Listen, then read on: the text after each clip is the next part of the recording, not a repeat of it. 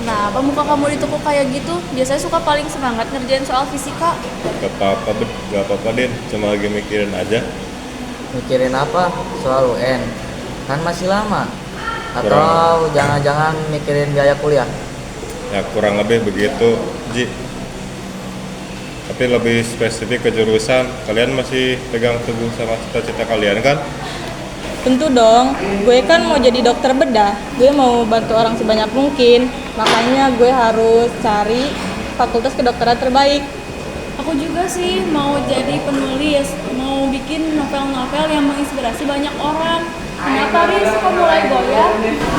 Gue kayaknya harus rutin apa kata bapak gua jadi akuntansi. Hah? Serius, Riz? Arsitek? Bukannya itu impian lo sejak SMP? Lo kan jago banget gambar, nilai matematika sama fisika lo tinggi. Justru itu bapak bilang akuntansi lebih aman, prospek kerjanya jelas, gajinya stabil katanya. Jadi arsitek itu terlalu beresiko, perlu modal besar dan hingga secepat itu buat dapat penghasilan. Beliau mau gue harus langsung bisa bantu ekonomi keluarga setelah lulus. Tapi Riz, cita-cita itu kan passion lo. Lo udah latihan gambar tiap hari dan ikut lomba-lomba arsitektur dan menang kan? Gue tahu, Mel, rasanya kayak ada bagian dari diri gue yang hilang. Semua sketsa dan rencana bangunan yang gue buat selama ini jadi kayak coretan gak penting. Jadi cita-cita gue kayak tergadai. Duh Riz, berat banget ya. Kenapa nggak coba bilang baik-baik lagi sama bapak kamu?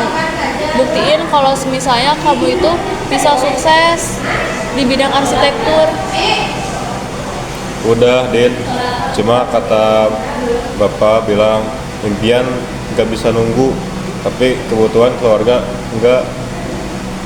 Gue nggak tega lihat bapak kerja keras sendirian, gaya kuliah, arsitektur juga pasti lebih mahal. Mungkin ini yang terbaik jalannya, Din. Gue ngerti perasaan lo, Riz. Memang kadang kenyataan itu keras, tapi gini deh, lo bilang akuntansi itu aman, lo yakin lo bakal bisa maksimal di bidang yang gak lo suka. Bukankah melakukan sesuatu yang kita sukai justru yang membuat kita sukses besar? Gue aja milih jadi pengusaha karena mau bebasin bapak dari utang. Bener kata Bima, kalau lo nggak suka nanti kuliahnya setengah hati, kerjanya terpaksa, hasilnya juga nggak maksimal. Terus apa gunanya lo nggak bahagia, keluarga juga mungkin nggak akan sebahagia itu. Gue bingung. Di satu sisi gue mau membahagiakan orang tua dengan menuruti keinginan mereka. Di sisi lain gue nggak mau buang impian gue yang udah bangun bertahun-tahun bahkan dari kecil.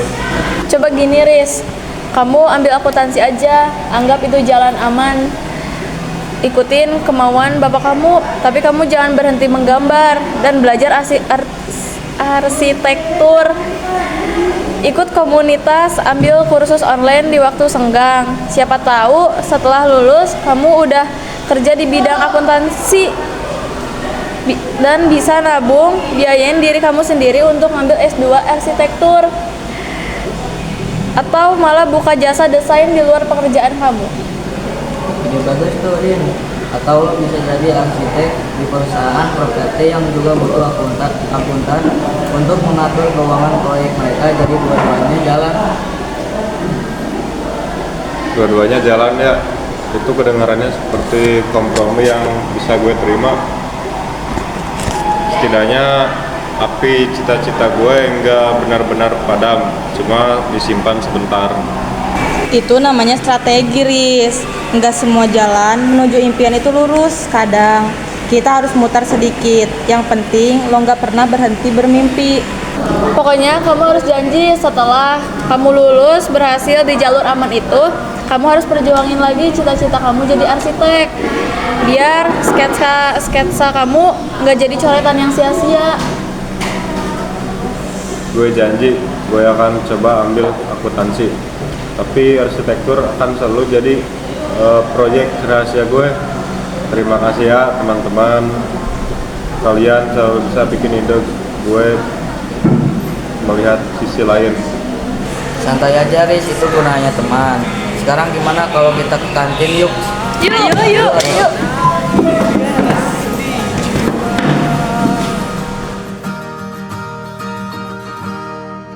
Menarilah dan terus